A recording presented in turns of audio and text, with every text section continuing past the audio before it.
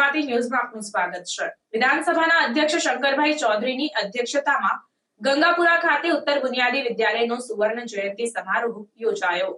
વિધાનસભાના અધ્યક્ષ શંકરભાઈ ચૌધરીની અધ્યક્ષતામાં ગંગાપુરા ખાતે ઉત્તર બુનિયાદી વિદ્યાલય ગંગાપુરાનો સુવર્ણ જયંતિ સમારોહ યોજાયો હતો। ગાંધી આશ્રમ ઝીલિયા સંચાલિત ઉત્તર બુનિયાદી વિદ્યાલય ગંગાપુરાની સ્થાપના લોક આગેવાન અને શિક્ષણ પ્રેમી સ્વર્ગીય પ્રતાપભાઈ ચૌધરીની પ્રેરણાથી 1972માં થઈ હતી।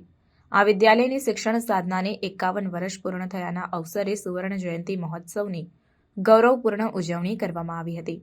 મંચસ્થ મહાનુભાવોએ દીપ પ્રાગટ્ય કરી કાર્યક્રમને ખુલ્લો મૂક્યો હતો, જેમાં ભૂતપૂર્વ વિદ્યાર્થીઓએ શાળાકીય જીવન અને પ્રવૃત્તિઓને યાદ કરી ગુરુજનોને વંદન કર્યા હતા, તેમજ ત્રીજી પેઢી આ વિદ્યાલયમાં શિક્ષણ મેળવી રહી હોવાનું ગૌરવ વ્યક્ત કર્યું।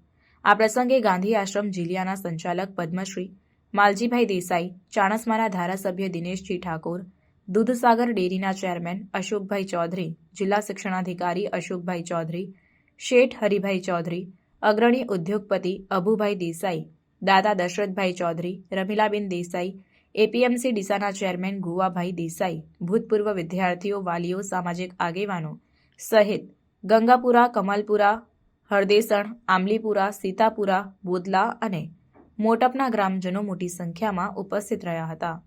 રિપોર્ટર ભાનુ પંડ્યા, રાધનપુર।